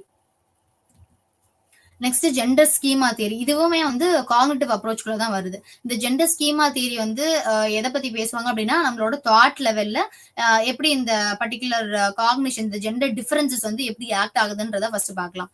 முத வந்து இந்த ஜெண்டர் ஸ்கீமான்னு நம்ம பேசும்போது ஃபார் எக்ஸாம்பிள் இப்ப டீச்சர் அப்படின்னு நான் சொல்லும் போது உங்களுக்கு டீச்சர்ன்ற ஒரு இமேஜ் வரும்போது ஒரு பொண்ணா இருக்கா ஒரு பையனா இருக்கா, மோஸ்ட்லி வந்து எல்லாரும் என்ன சொல்லுவாங்கன்னா ஒரு பொண்ணு வந்து சாரில இருக்கிறது மாதிரி அப்படிதான் நம்ம வந்து ஒரு இமேஜினேஷன் பண்ணி வச்சிருக்கோம். என்னதான் நமக்கு வந்து மென் ஃபேக்கல்டிஸ் வந்து கிளாஸ் எடுத்திருந்தாலும் சின்ன வயசுல இருந்து மென் டீச்சர்ஸ் இருந்திருந்தாலும் நம்மளோட ஐடியாலஜி டீச்சர்னா பெண்கள் தான் அப்படின்ற ஒரு இமேஜ் வருது. அதே இது வந்து ஒரு மேனேஜர் சிஓஇ ஒரு ஐடி கம்பெனியோட சிஓன்னு சொல்லும் போது ஒரு கோச் போட்டுட்டு ஒரு பொண்ணா பையனா வரலாம், பட் கோச் போட்டுட்டு ஒரு ப்ரொஃபஷனலா இருக்கிற மாதிரி வருது இல்லையா, சிஓஇ கேஷுவல்ஸ்ல இருக்க கூடாதா? சோ அப்ப அந்த பர்டிகுலர் ஐடியாலஜி வந்து நமக்கு கிரியேட் ஆயிருக்கு இல்லையா, ஒரு மென்டல் பிக்சர் இருக்கு இல்லையா, அதுதான் ஸ்கீமா அப்படின்னு சொல்லுவோம். சோ இங்க ஜெண்டர் ஸ்கீமான்னு ஏன் சொல்றோம் அப்படின்னா நான் ஃபர்ஸ்ட் சொன்ன எக்ஸாம்பிள் தான், ஏதோ ஒரு ப்ரொஃபஷனை சொல்லும் போது அது ஆண் பெண் அப்படின்ற ஒரு டிஃபரன்சியேஷனுக்குள்ள நம்ம கொண்டு வரோம் இல்லையா, சோ அதுதான் வந்து ஜெண்டர் ஸ்கீமா அப்படின்னு சொல்றாங்க. ஏதோ ஒரு விஷயம் ஜெண்டரை இன்ஃபுளுன்ஸ் பண்ணி நமக்கு ஒரு பிக்சர் மைண்ட்ல இருக்கு அப்படின்னா அது ஜெண்டர் ஸ்கீமா அப்படின்றது. சோ அந்த ஜெண்டர் ஸ்கீமா ஃபர்ஸ்ட் எப்படி இன்ஃபுளுன்ஸ் ஆகுதுன்னா கல்ச்சுரல் நார்ம்ஸ் மூலியமா இன்ஃபுளுன்ஸ் ஆகுது. கலாச்சார விதிமுறைகள் அப்படின்னு சொல்றாங்க. கலாச்சார விதிமுறைகள்னா என்ன அர்த்தம்னா நம்ம வந்து சின்ன வயசுல இருந்தே ஒரு ஒரு ஒரு விஷயத்துல வந்து வளர்ந்து வந்திருப்போம். நம்ம அம்மா அப்பா ஒரு விஷயத்த பின்பற்றி வளர்ந்து வந்திருப்பாங்க. அது ரிலீஜனா இருக்கட்டும், நம்மளோட கல்ச்சுரல் வேல்யூஸா இருக்கட்டும். தமிழ் கல்ச்சர் ஒண்ணு இருக்கு, தெலுங்கு கல்ச்சர் ஒண்ணு இருக்கு, மலையாள கல்ச்சர் ஒண்ணு இருக்கு, இந்தியால டிஃபரெண்ட் கல்ச்சர்ஸ் இருக்கு.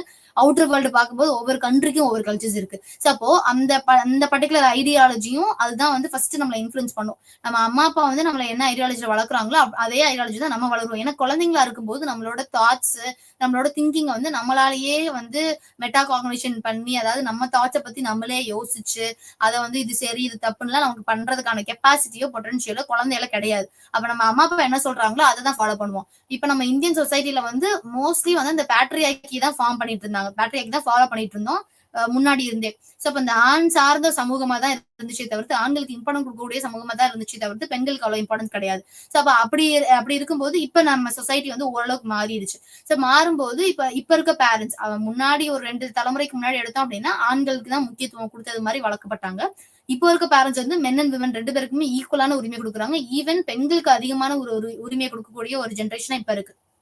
சோ அப்ப அந்த இடத்துல நம்ம அம்மா அப்பா வந்து 2 பேருமே ஈக்குவல். ஒரு வீட்டுல வந்து ஒரு பொண்ணும் ஒரு பையனும் இருக்காங்க, குழந்தைங்களா இருக்கு அப்படின்னா அந்த 2 குழந்தையும் வந்து ஈக்குவலா ட்ரீட் பண்ணாங்க அப்படின்னா அவங்க அந்த குழந்தைங்க வளர்ந்து தன்னோட குழந்தைங்களையோ இல்ல தன்னை சுத்தி இருக்கிற அந்த சொசைட்டியோ வந்து ஈக்குவலா ட்ரீட் பண்ணுவாங்க, மென் அண்ட் விமன் டிஃபரன்சியேஷன் பார்க்காம.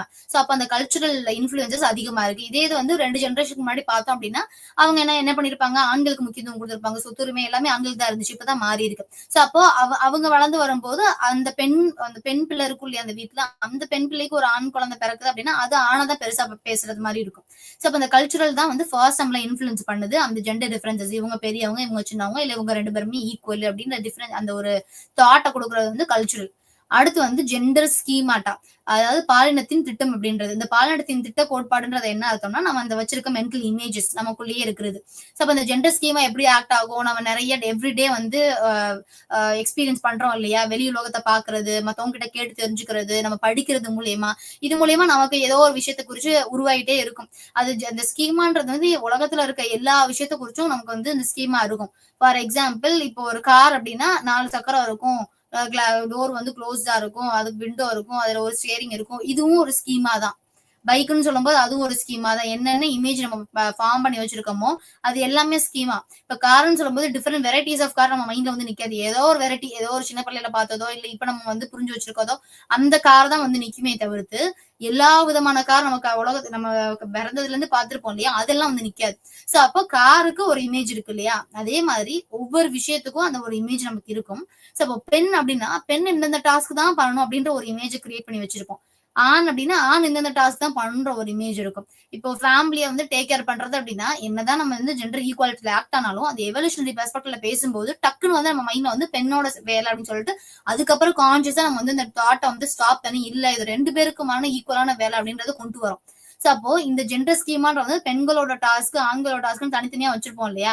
அத பத்தி பேசுது. சோ இது எதை இன்ஃப்ளூயன்ஸ் பண்ணுது? இன்ஃப்ளூயன்ஸ் ஆகி வருது அப்படின்னா, கல்ச்சுரல் நார்ம்ஸ் மூலியமா இன்ஃப்ளூயன்ஸ் ஆகி வருது. நெக்ஸ்ட் வந்து ஜெண்டர் காக்னிஷன்ஸ், ஜெண்டர் பிஹேவியர். இது 2மே வந்து ஜெண்டர் ஸ்கீமானால ஆக்ட் ஆகுது. 2மே அட் அ டைம்ல ஆக்ட் ஆகுது. இது இந்த பிக்சர்ல வந்து அடுத்தடுத்து இருக்கிற மாதிரி இருக்கும். பட் ஆனா 2மே அட் அ டைம்ல ஆக்ட் ஆகுது. அப்ப ஜெண்டர் காக்னிஷன் சொல்லும்போது நம்ம என்ன யோசிக்கிறோமோ அதை தான் பண்ணுவோம். நம்மளோட பிஹேவியர்ல அதுதான் ரிஃப்ளெக்ட் ஆகும். சோ அப்ப நம்ம யோசிக்கிறது வந்து பெண்களுக்கு வந்து குடும்பத்தை பாத்துக்கிறது மட்டும்தான் வேலை. வெளில போய் வந்து ஒரு ப்ரொஃபஷனை சூஸ் பண்றது வந்து பெண்களோட குவாலிட்டி கிடையாது அப்படின்னு நம்ம நினைச்சோம் அப்படின்னா, நம்ம வந்து அந்த டிஸ்கிரிமினேஷன்ல தான் ஆக்ட் ஆகும். நம்ம என்ன யோசிக்கிறோம்? பெண்கள் வந்து ஆண்களுக்கு நிகர் இல்லன்னு யோசிக்கிறோம். சோ அப்ப நம்மளோட பிஹேவியர் எப்படி இருக்கும்? அந்த டிஸ்கிரிமினேஷன்ஸை வந்து ஷோ பண்ற மாதிரியான பிஹேவியர் தான் இருக்கும்.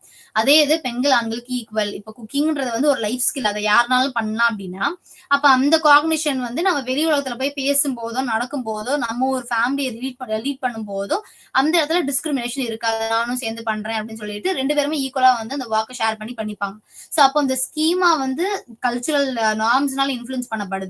இந்த ஸ்கீமா எங்க இன்ஃப்ளூயன்ஸ் ஆகுதுன்னா, காக்னிஷனையும் பிஹேவியரையும் அட் அ டைம்ல இன்ஃப்ளூயன்ஸ் பண்ணுது அப்படின்றதான் வந்து இந்த ஜெண்டர் ஸ்கீமா தியரி. நெக்ஸ்ட் வந்து social learning theory. Social learning theory வந்து நமக்கு ஆல்ரெடி சொன்னது மாதிரி பண்டூரா தான் கொடுத்திருப்பாரு. ஆல்பர்ட் பண்டூரா. இந்த இடத்துல வந்து ஒரு தியரி வச்சுதான் இந்த சோசியல் லேர்னிங் ஒரு ஒரு எக்ஸ்பெரிமெண்ட் வச்சுதான் இந்த சோசியல் லேர்னிங் தியரியே வந்து ஃப்ரேம் பண்ணியிருப்பாரு பண்டூரா. ஆல்பர்ட் பண்டூரா என்ன பண்ணிருப்பாருன்னா, ஒரு செட் ஆஃப் குழந்தைங்களுக்கு வீடியோ கேம்ஸ் போட்டு காமிப்பாரு. வீடியோ கேம்ஸ்ல என்ன இருக்கும்னா, அந்த அந்த வீடியோ வந்து யாரோ ஒரு ஆளை வந்து குத்துறது மாதிரியோ, அடிக்கிறது மாதிரியோ, சண்டை போடுறது மாதிரி அக்ரெசிவ் கண்டென்ட் உள்ள ஒரு வீடியோஸ். சோ ஒரு 10 குழந்தைகள் இருக்கு அப்படின்னா, அந்த 10 குழந்தைங்களுக்கு வந்து அந்த வீடியோவை போட்டு காமிக்கிறாரு. நெக்ஸ்ட் 10 குழந்தைங்களுக்கு வந்து இன்னொரு ரூம்ல கூட்டிட்டு போய் சும்மா ஹியூமரஸாவோ இல்ல எந்த ஒரு பர்டிகுலர் விஷயத்த தூண்டாத மாதிரியான கண்டென்ட், நார்மலா இருக்கக்கூடிய கண்டென்ட், எந்த இமோஷன்ஸையும் வந்து ஹையரா கூட்டி விடுற மாதிரி கண்டென்ட் கிடையாது. இப்ப அக்ரஷனும் கலந்துருக்கலாம், காமெடியும் கலந்துருக்கலாம், நார்மலான விஷயங்களும் கலந்துருக்கலாம், லைஃப் எக்ஸ்பீரியன்சஸ் கலந்துருக்கலாம். பட் ஆனா அதெல்லாம் மாடரேட் லெவல்ல இருக்கு. ரொம்ப எதுவுமே ஹைப் கொடுக்குற மாதிரி எதுவும் கிடையாது. அப்போ இந்த 2 குழந்தைங்களுக்கு வந்து இந்த படங்களை போட்டு காமிச்சுறாங்க. வெளியே வந்தோடனே ஒரு ரூம்குள்ள போபோ டால்னு ஒண்ணு வைக்கிறாங்க. அதாவது நம்ம என்ன அடிச்சாலும் அந்த அந்த டால் வந்து கீழே போய் விழுகாது. திருப்பி நமக்கிடையே வந்து நிக்கும். ரிஃப்ளெக்ட் ஆகி வந்து நிக்கும். சோ அதான் போபோ டால். சோ அப்ப அந்த டாலை வந்து வச்சிடறாங்க. ஒவ்வொரு குழந்தைங்களுக்கும் வச்சிடறாங்க. அந்த அந்த அக்ரெசிவ் கண்டென்ட் பார்த்த குழந்தைங்க எல்லாம் வந்து அந்த டாலோட விளையாடாம அந்த டாலை குத்த ஆரம்பிச்சிருச்சு, அடிக்க ஆரம்பிச்சிருச்சு. ஏன்னா அது பார்த்தது அப்படியே ரீப்ரொடியூஸ் பண்ணிருச்சு. இதே இது வந்து அந்த மாடரேட் லெவல் ஆஃப் எமோஷன்ஸ் உள்ள கண்டென்ட்ஸை வந்து காமிச்சிருப்பாங்க இல்லையா? சோ அப்ப அவங்க என்ன பண்றாங்க அப்படின்னா, அந்த குழந்தைங்க அது கூட விளையாடுறதோ, இல்ல அது கூட பேச ட்ரை பண்றதோ, அது ஒரு கம்பேனியனா பாக்குறதோ, இந்த மாதிரி பார்த்திருக்காங்க. சோ அப்ப இதை வச்சு அவர் என்ன பண்ணிருக்காரு அப்படின்னா, நம்ம என்ன பாக்குறோமோ, எந்த விஷயத்தை நம்ம அப்ளை பண்ணணும்னு நினைக்கிறோமோ, அது அப்படியே நம்ம பிஹேவியர்ல ரிஃப்ளெக்ட் ஆகுது அப்படின்றத அந்த சோசியல் லேர்னிங் தியரி. சொசைட்டியை வச்சு நம்மளோட என்விரான்மெண்டல் நடக்கிற விஷயங்களை வச்சு நம்ம பிஹேவியர் வந்து தீர்மானிக்கப்படுது அப்படின்றத பேசுறதுதான் ஆல்பர்ட்டோட தியரி. சோ இந்த இடத்துல நிறைய ஸ்டெப்ஸ் வச்சு சொல்லியிருப்பாரு. ஃபர்ஸ்ட் வந்து அட்டென்ஷன் கொடுக்கணும். இப்ப அந்த வீடியோல அந்த குழந்தைங்க அதை பார்த்திருக்கு அப்படின்னா, பார்த்த குழந்தை தான் அதை ரிஃப்ளெக்ட் பண்ணும். அந்த வீடியோவுக்கு வந்து அட்டென்ஷனே கொடுக்கல, அதுக்கு கவனமே கொடுக்கல, வேற எதையும் அந்த குழந்தை யோசிச்சுட்டு இருக்கு, இல்ல வேற ஏதோ ஒரு டாஸ்க் பண்ணிட்டு இருக்கு, விளையாண்டுட்டு இருக்கு, அந்த வீடியோ பார்க்கல அப்படின்னா கண்டிப்பா அந்த வீடியோட எஃபெக்ட் அந்த குழந்தைங்களுக்கு வந்திருக்காது. அப்ப அட்டென்ஷன் கண்டிப்பா கொடுக்கணும். அடுத்து வந்து ரிட்டென்ஷன். ரிட்டென்ஷன்னா பார்த்ததை திருப்பி வந்து மனசுக்குள்ளேயே வந்து ஞாபகப்படுத்தணும். Rehearsal and recode encode. மனசுக்குள்ள அதை திருப்பி திருப்பி பண்ணி பாக்குறது retention. Motor reproduction. Motor reproduction பிஹேவியர்ல செய்யறது, ஆக்ஷன்ஸ்ல செஞ்சு காமிக்கிறது, அதாவது மோட்டார் ரீப்ரொடக்ஷன். நெக்ஸ்ட் லாஸ்ட் வந்து மோட்டிவேஷன். அந்த மோட்டிவேஷன், ஏதோ ஒரு மோட்டிவேஷன் இருந்தா தான் பின்னாடி லைஃப் இன்ஸ்டன்சஸ்ல நம்ம பார்த்த விஷயம் அப்ளை ஆகுறது மாதிரி ஒரு விஷயம் நடக்க போகுது அப்படின்னா அந்த இடத்துல நம்ம அப்ளை பண்ணுவோம். நமக்கு அந்த மோட்டிவேஷன் இல்ல, சும்மா உட்கார்ந்து இருக்கும்போது ஒரு ஆளை போய் அடிப்போமா? அடிக்க மாட்டோம்.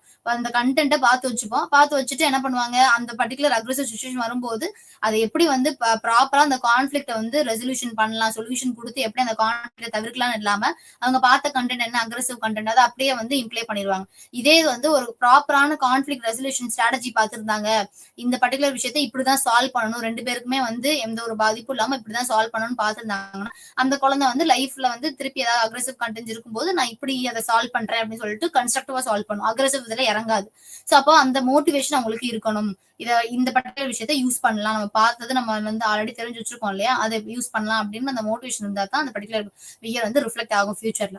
சோ இது சோஷியல் லேர்னிங் தியரி. இது எப்படி ஜென்ரலா இன்ஃபுளுன்ஸ் ஆகுது அப்படின்னா, இப்ப அம்மாவை பார்த்து வளர்றது, பையன் அப்பாவை பார்த்து வளர்றது, இந்த 2 தான் வந்து ஆக்சுவலா இன்ஃபுளுன்ஸ் ஆகுதுன்னு சொல்றாங்க. ஏன்னா இப்ப இந்த ஃபேமிலில இருந்து தான் சொசைட்டின்றதே ஆரம்பிக்குது. அவங்க தான் அடுத்த ஜென்ரேஷன் இருக்காங்க, அவங்க ஃப்ரெண்ட்ஸோட இன்டராக்ட் பண்றது, அந்த ஃப்ரெண்ட்ஸ் இன்னொரு ஃப்ரெண்ட்ஸோட இன்டராக்ட் பண்றது, அவங்க தான் சொசைட்டி ஆகுறாங்க. சோ அப்போ குடும்பத்துல இருந்து தான் ஆரம்பிக்குதுன்றாங்க. சோ இப்ப ஃபேமிலிலயோ இல்ல அவங்க பாக்குற மீடியாலயோ இல்ல ஃப்ரெண்ட்ஸ் சர்க்கிள்லயோ நெய்பர்ஸ்லயோ வந்து மென் அண்ட் விமன் ஈக்குவலா ட்ரீட் பண்ணப்பட்டாங்க அப்படின்னா அந்த அடுத்து வர ஜென்ரேஷனும் அதே மாதிரி ஈக்குவலா ட்ரீட் பண்ணும், அந்த ஒரு பர்டிகுலர் ஜெண்டர் டிஃபரன்ஸ் இல்லாம. இதே இது ஈக்குவலா ட்ரீட் பண்ணப்படல அப்படின்னா ஜெண்டர் டிஃபரன்சஸ் ஆக்ட் ஆகிறதுக்கு வாய்ப்புகள் இருக்கு. Next moral development theory. இதுவும் கோல்பாக் தான் கொடுத்திருப்பாரு. இந்த மாரல் டெவலப்மெண்ட் வந்து சின்ன வயசுல இருந்து எப்படி டெவலப் ஆகுது அப்படின்றது. ஏன்னா மாரல் டெவலப்மெண்ட் வந்து யூஸ்வலா இருந்தாலே நமக்கு வந்து எந்த டிஸ்கிரிமினேஷனோ இன்இக்வாலிட்டியோ எதுவுமே நமக்கு இருக்காது. இந்த 2 பேருமே ஈக்குவல்னு யோசிச்சிட்டோம் அப்படின்னா அதுவே ஒரு மாரல்லி நம்ம வந்து கொஞ்சம் ஸ்ட்ராங்கா இருக்கும்னு தான் அர்த்தம். எந்த ஒரு பர்டிகுலர் விஷயத்தையும் ஹை கிளாஸையோ லோ கிளாஸையோ கம்பேர் பண்ணி லோ கிளாஸ் தான் வந்து ரொம்ப இது எஜுகேஷன்லெஸ்ஸா இருப்பாங்க அப்படின்னு நம்ம யோசிக்கிறது நமக்கு மாரல் வேல்யூஸ் இல்லைன்னு அர்த்தம். அதே இது காஸ்ட் டிஸ்கிரிமினேஷன் பண்றது நமக்கு மாரல் வேல்யூஸ் இல்லைன்னு அர்த்தம்.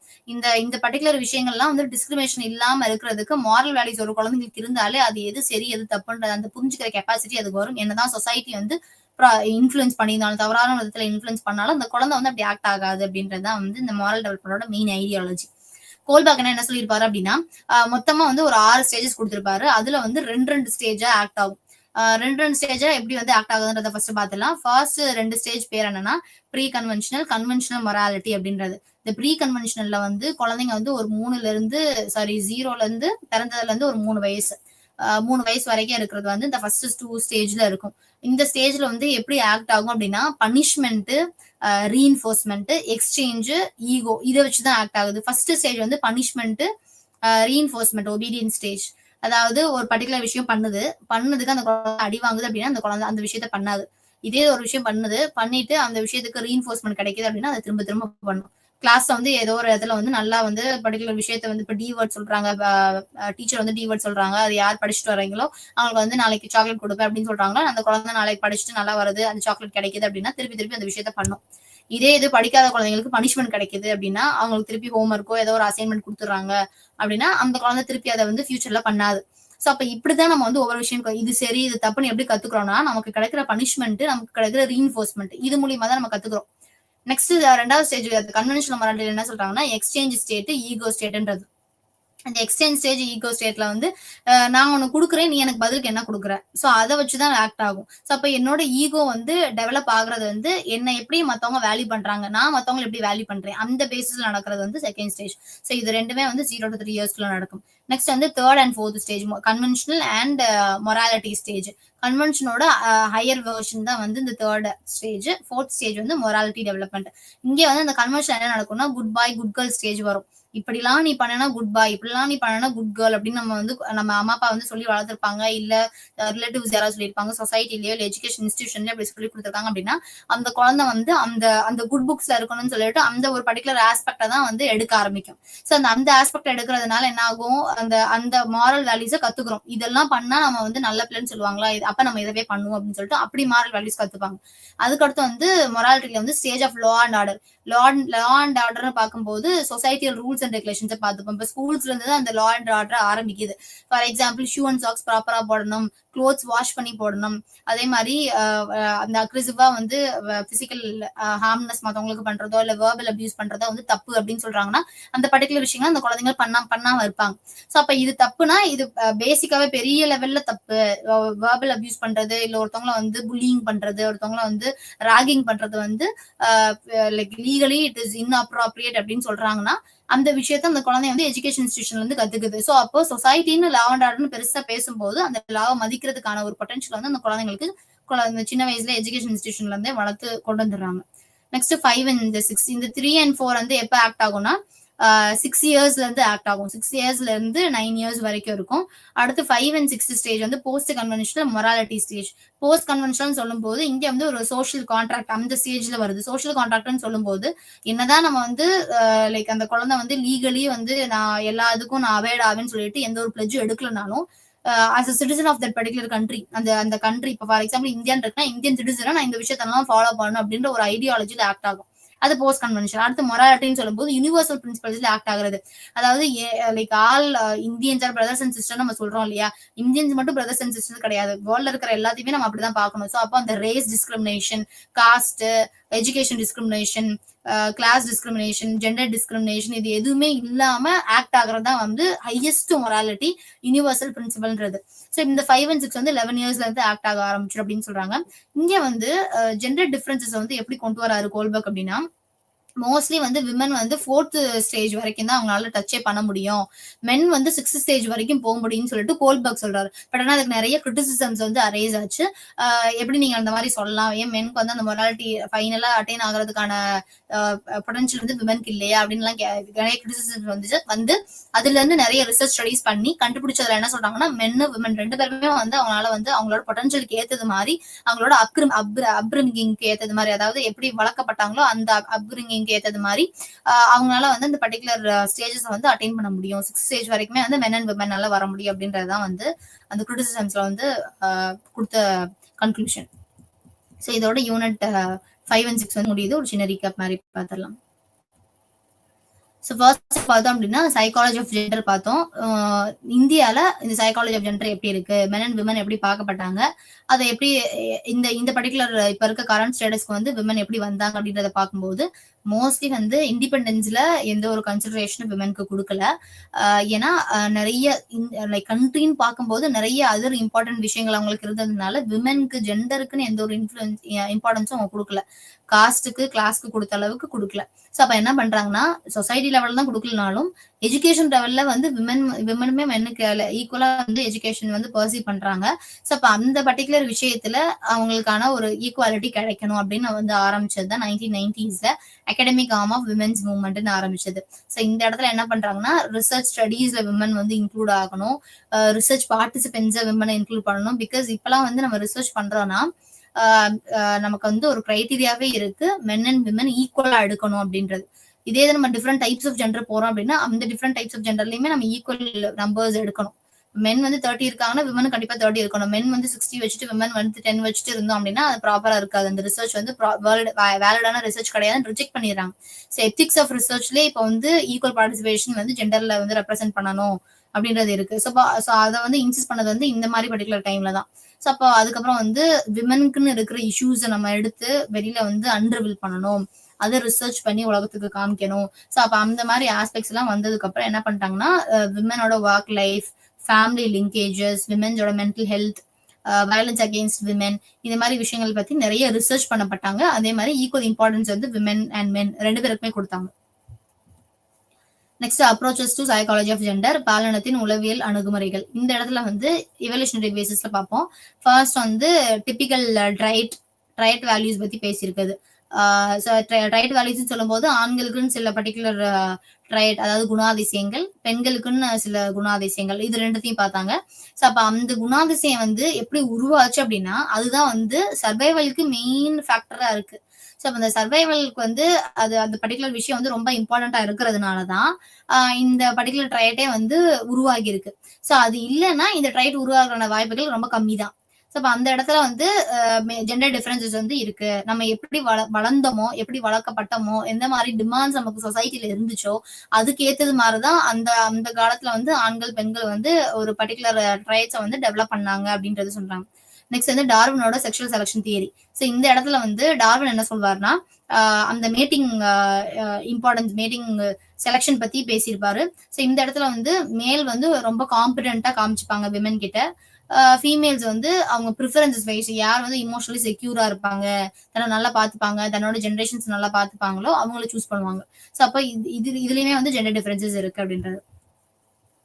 நெக்ஸ்ட் ஜெனடிக்ஸ் வச்சுட்டு பார்க்கறது பயாலஜிக்கல் அப்ரோச். இந்த எவல்யூஷனரிலே பயாலஜிக்கல் அப்ரோச் வரும்.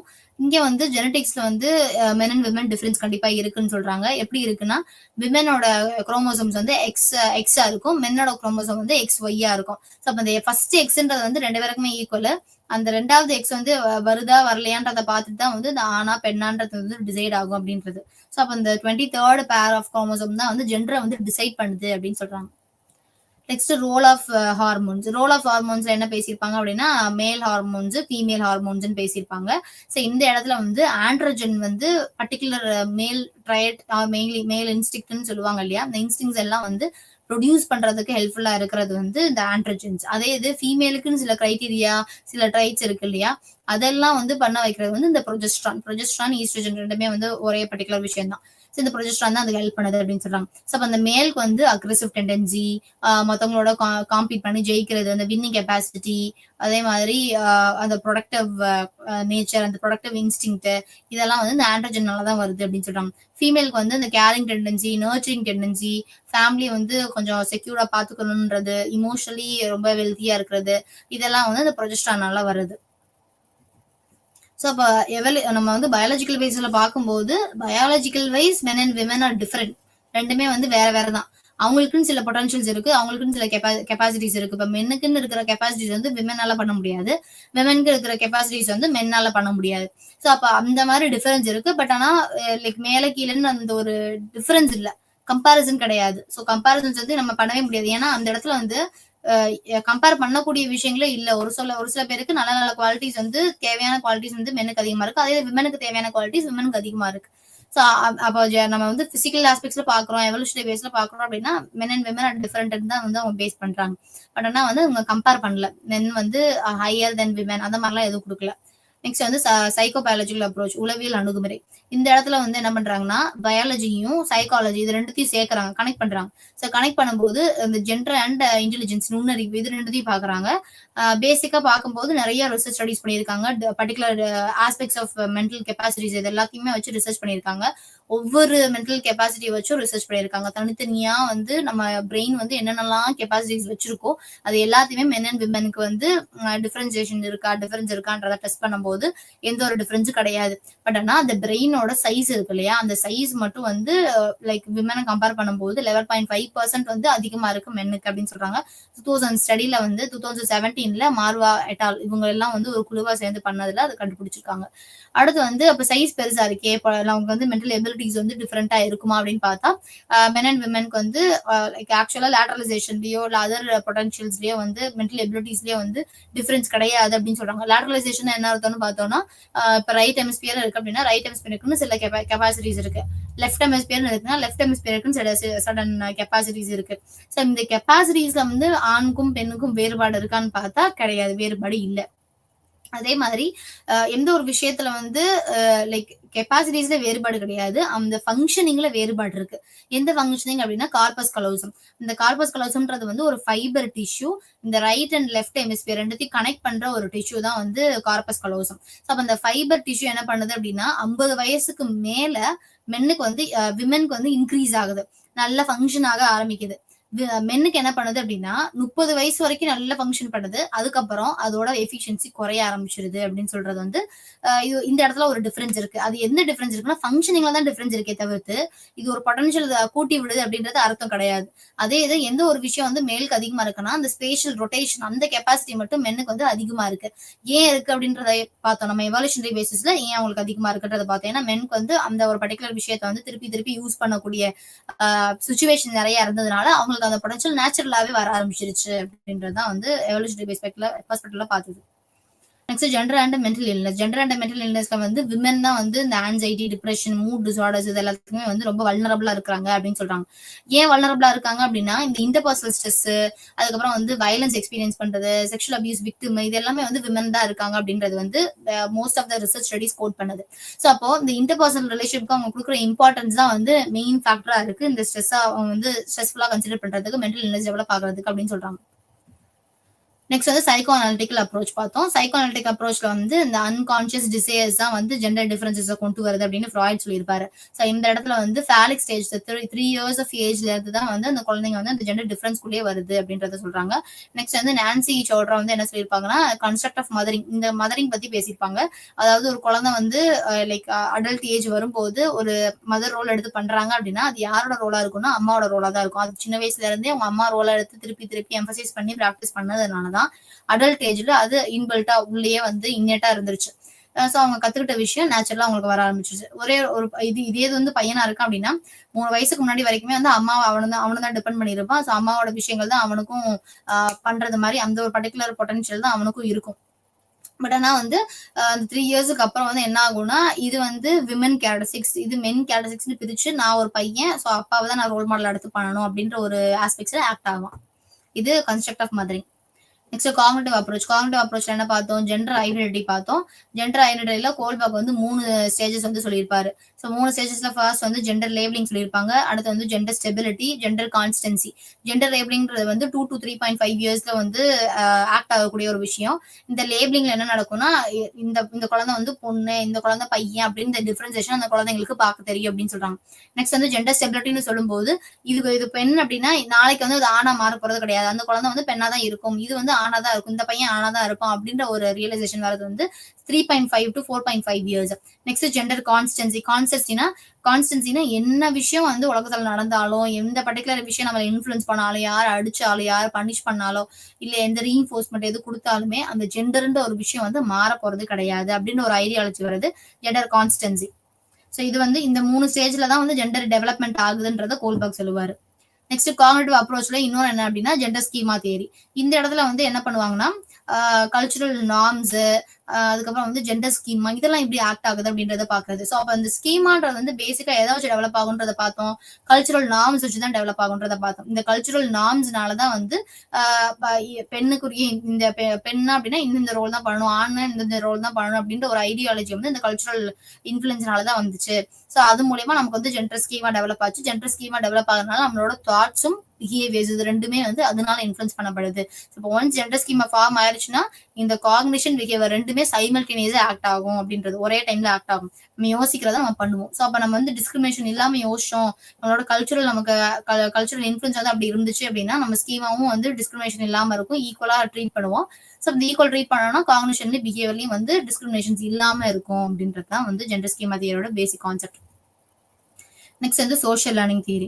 சோஷியல் லேர்னிங் தியரியில வந்து என்ன பேசுவோம் அப்படின்னா, இந்த இடத்துல வந்து பண்ட்ராவோட தியரி பத்தி பேசியிருந்தோம். பண்ட்ராவோட தியரியில வந்து என்ன சொல்லியிருப்பாருன்னா, ஒரு ரிசர்ச் ஸ்டடி வச்சு தான் அந்த பர்டிகுலர் விஷயத்த பேசியிருப்பாங்க. இது பியூர்லி வந்து சைக்கலாஜிக்கல் கான்செப்ட். ஸோ இந்த இடத்துல வந்து சைக்கலாஜிக்கல் ஆஸ்பெக்ட் இருக்கிறதுனால அந்த ஆஸ்பெக்ட்ல நிறைய விஷயங்கள் கத்துக்கிறாங்கன்னு சொல்லுவாங்க. அந்த கத்துக்கிற விஷயம் ஜெண்டரையும் எப்படி இன்ஃபுளுன்ஸ் பண்ணுது அப்படின்றது தான் இந்த மெயின் ஐடியாலஜி, இந்த சோஷியல் லேர்னிங் தியரி இதுக்குள்ள வந்ததுக்கு. ஸோ அவர் என்ன சொல்லுவார் அப்படின்னா, செட் ஆஃப் சில்ட்ரன் வந்து எடுத்துப்பாங்க.